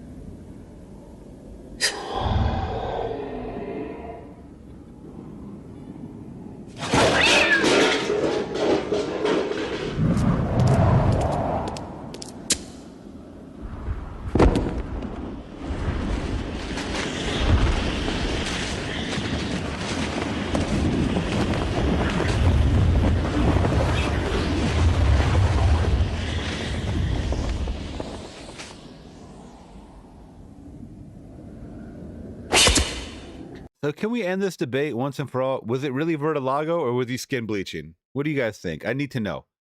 I might put up a damn poll because enough time has passed. And don't tell me this is disrespectful. Did MJ really have vertilago? And I'm going to spell it incorrectly because I don't give a damn. Oh, here we go. Maybe it's real. Yes. No, he's skin bleached. And it's okay. It's anonymous. Y'all give me the real deal. What are we thinking here?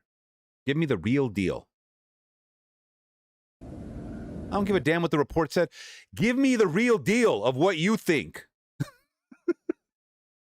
Not all of us trust autopsies.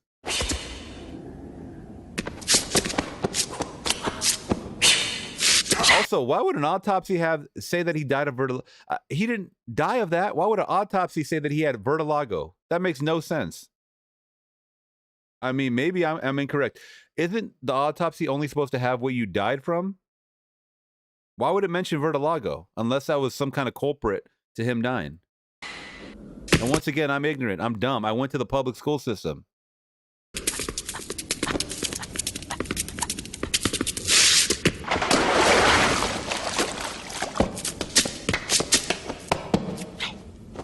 But he could dance, though. And he had some high waters on.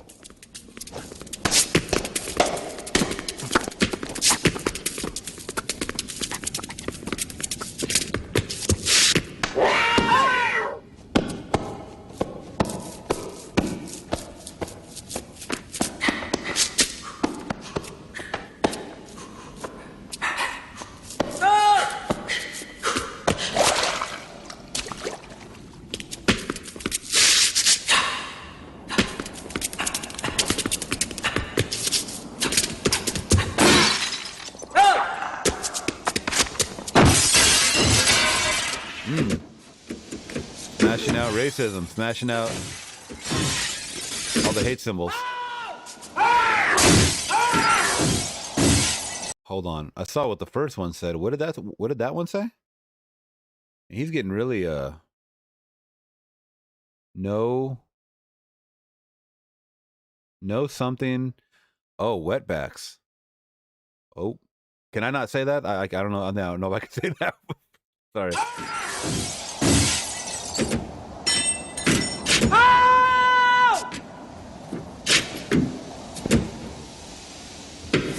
That was one thing I did like about Michael, though. He was very outspoken when it came to a lot of these, just not even political, just being a human being.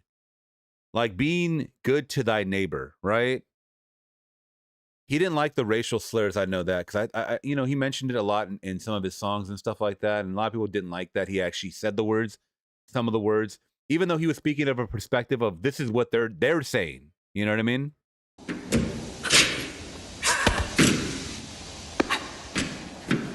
And he did like grabbing his crotch.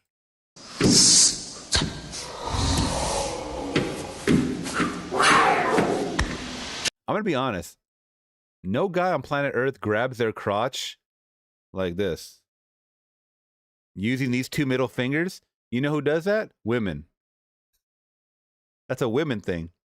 That's a woman thing. So to push your fingers inward like that, that's because you got a vajayjay. Does Michael have a secret vajayjay or what's happening here? Sorry, I'm not trying to shit on the MJ fans. I have eyeballs in my head, guys. I don't know about you. But look at how he's doing it. A guy grabs his dick, he goes like this. He gets a handful of nuts, of his own nuts. I don't know what he is trying to palm over there.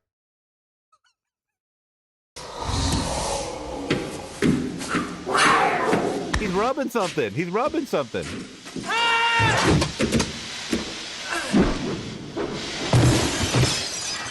Did that say KKK rules?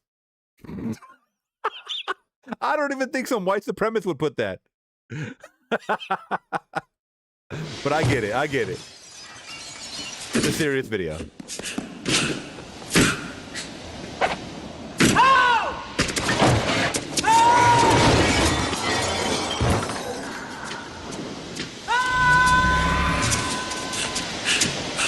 Damn, Michael could have ended racism, couldn't you?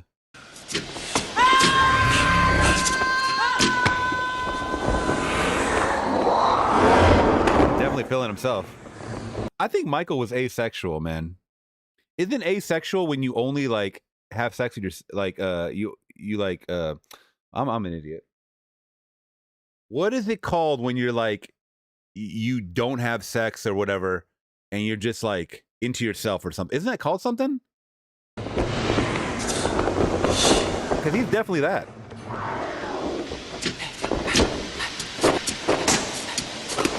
Yeah, self-interest. He was definitely that.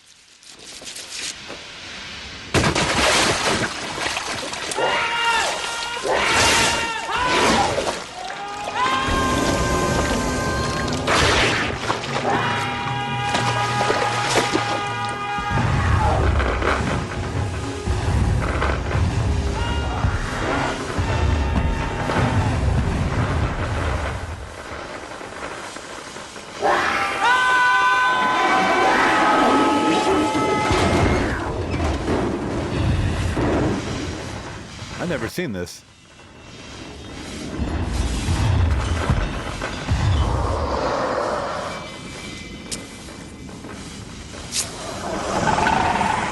Ooh. Okay, I like that. I like that. Very good. And Michael was the GOAT, y'all. Hopefully we didn't get blocked for that. No? We're good? I think we're still good. Michael was the GOAT. I'm making jokes, guys, obviously. He died too young, man. He died too young. You know what's crazy is that if he were alive today, he would have a lot to say. That's what a lot of people say. Like, people like him, people like Tupac, they would have a lot of things to say about what's going on in the world. And they might have put us in check, too. Made us really think about things like, oh shit, if Tupac is saying things, we better chill out with the division. We are more divided than anything. It's crazy. So did he skin bleach or not? What do y'all think? 60% think he skin bleached. It's just hard to believe because it happened in like waves, right? And I'm talking about his full body. I've seen people that have the skin pigmentation where it's like blotchy spots. You know what I mean? Why didn't that happen to him? Why didn't he have spots throughout his body? Because they have certain models that have that. You ever seen the models that have that?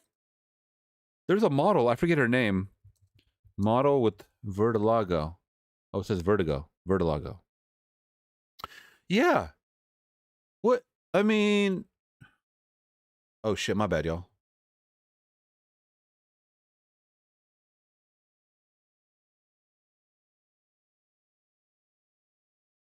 You know what I mean? So it's like...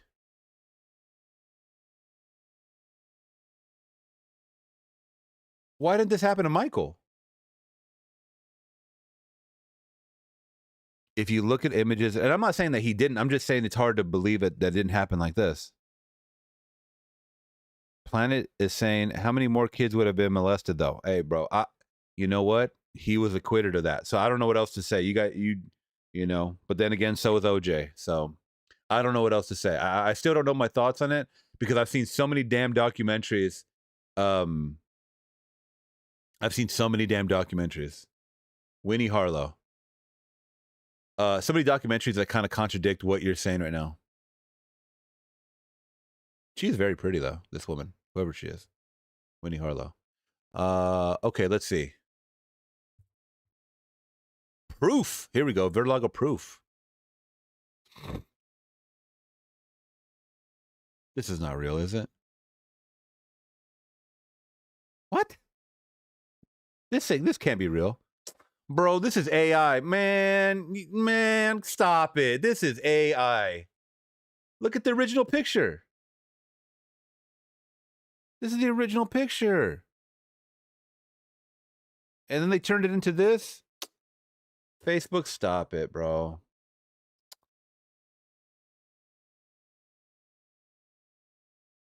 Look at this is the same exact photo shoot. If y'all can see it. This is the same photo shoot. And he's not white. Yet you're trying to tell me that this is a real photo? Man, y'all will believe anything. I'm saying that Facebook message is not real. Well, where's the real one? You gonna tell me this is real too?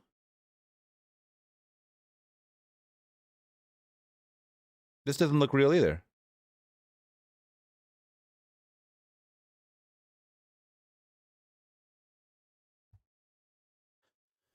Let's see. Michael Jackson's loss of dark complexion is mostly attributed to a genetic condition, vertigo, and he's also from lupus, which caused patches of skin to turn white. How come we never saw the patches though? This photo is not real. Where is the transition? Is this a real photo? I can't believe any of the Facebook stuff. I really can't.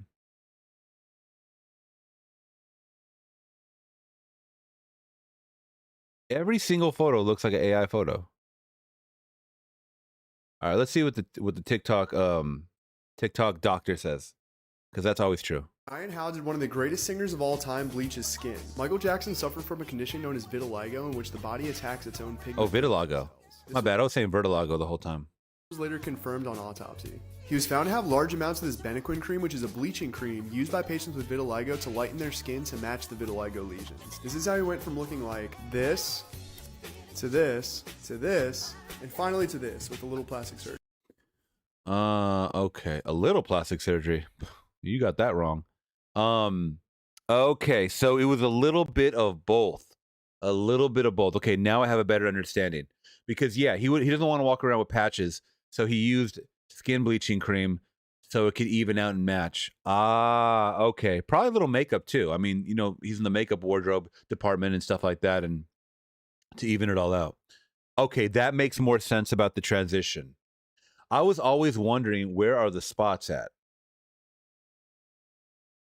Yes. Okay. Okay.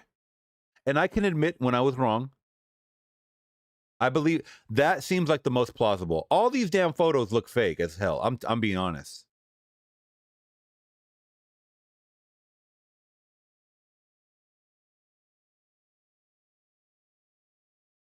That probably did something to his brain, man. Going through all of that, being in the public eye and having that.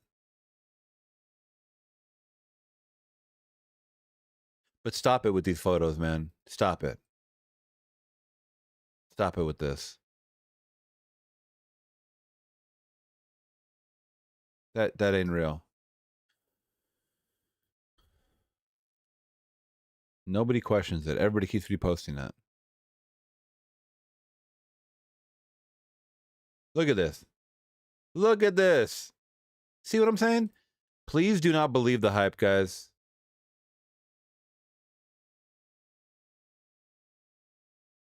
That's a good side-by-side right there. Yep. All right. Where are we at? Oh, we're at the end of the show, guys. We're at the end of the show. Well, I want to say thank you guys so much for all of the donations, all of the love, especially if you guys were there last night on the podcast. Ooh, all right. So what am I doing today? Well, we got to go grocery shopping first and foremost. And then I'm going to come back and make time to watch Batman v Superman, the Ultimate Edition, because this is a 3-hour movie and I got to prepare my ass for it. So I'll probably be watching that later today. And Cape Fear is up. I still have to record my reaction for Foul Play. How many days we got left in September? Okay, we got about another week and a half. Okay, I'll get it up, guys. I'll get it up on Patreon very, very soon. All right, Joe's Crayons, take care, my friend. Let's see, Taurine, thank you so much for the donations, my friend. Remember he got burned in that Pepsi commercial? He started... Yeah, I did read about that he got addicted to painkillers. And that was kind of the journey, yeah, for him to get the, not the morphine drip, but was he... What ended up eventually killing him? It was like the same thing Prince died of too, right? Yeah. Something like that, but they gave him too much. Thank you, Elijah. You were in the chat. That's right. You were in the chat as well. The irony of him saying it doesn't matter if you're black or white. Yeah. Yeah, it was like a double meaning at that point. Joe's Crayons was saying, hey, Flix, did you know that Gene Simmons from Kiss played 3 bass guitars? His first guitar was a Gibson guitar. The second was an Axe bass guitar, and his third was called the Punisher? I didn't know that. Did not know that. Thank you for that trivia.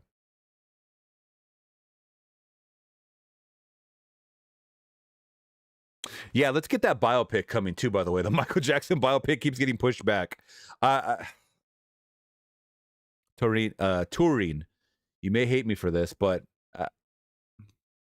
I want these movies to win, like I said. But a lot of biopics don't win. They're not winning. They're not getting it accurate.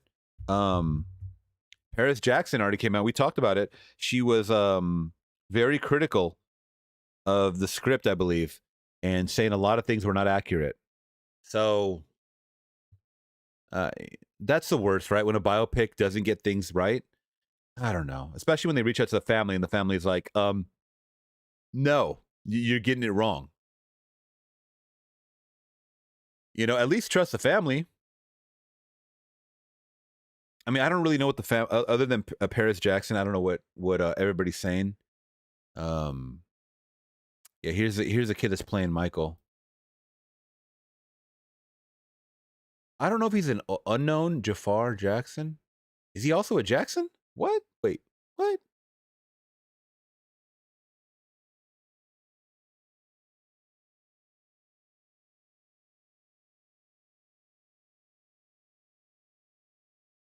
Is this?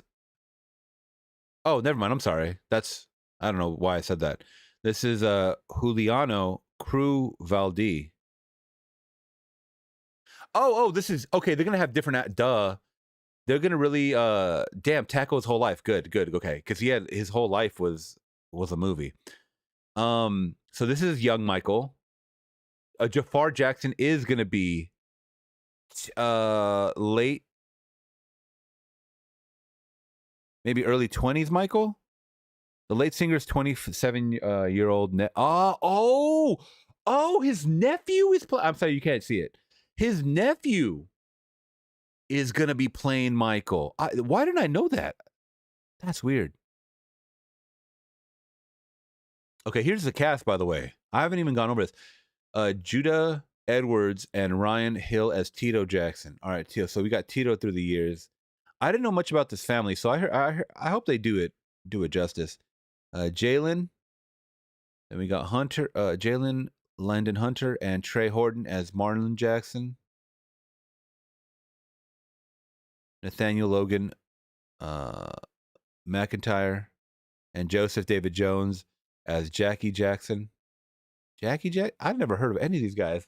What? I'm sorry, guys. This is going to be news to me. All right, Jaden Harville and Jamal Henderson as Jermaine. I heard of Jermaine. Cole Domingo as Joe. This is the craziest one. I think it's crazy because Joe just looks crazy. They should use Joe when he's like a younger picture of Joe Jackson. I can't. The eyebrows are killing me, bro. The eyebrows are killing me. Is he going to use these eyebrows? Is he going to shave his eyebrows like that? Or prosthetics? Nia Long? Oh, they gave her an upgrade. Catherine Jackson.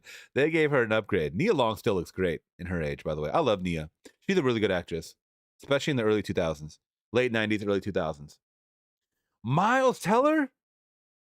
Who's John Bronca? Who the fuck is this? Michael's manager after Joe Jackson was instrumental. Okay. I see it. I see it. That's it. There we go. Wow. I hope it wins. I hope it wins. You got a couple. I mean, you got Cole Domingo and Miles Teller are the biggest names there. And then Nia Long, of course. Nia Long's still A-lister, but she hasn't been in big movies for a while. Yeah, Joe was looking crazy at the end of his life, wasn't he? I honestly think they should pick someone not related to Michael. I mean, I'm sure a lot of people auditioned, and he was the best one, possibly. Pain med overdose. There we go. All right, guys, you take care. I love you to death. Thank you so much for all the support on the channel. You guys are great. I will see you guys next time in the next video, all right? I'll be back here on Tuesday. Remember, Tuesday at 5 p.m. We're going to do an afternoon stream. 5 p.m. Pacific Standard Time. That's 8 p.m. Eastern. You guys take care. Catch you in the next one. Peace.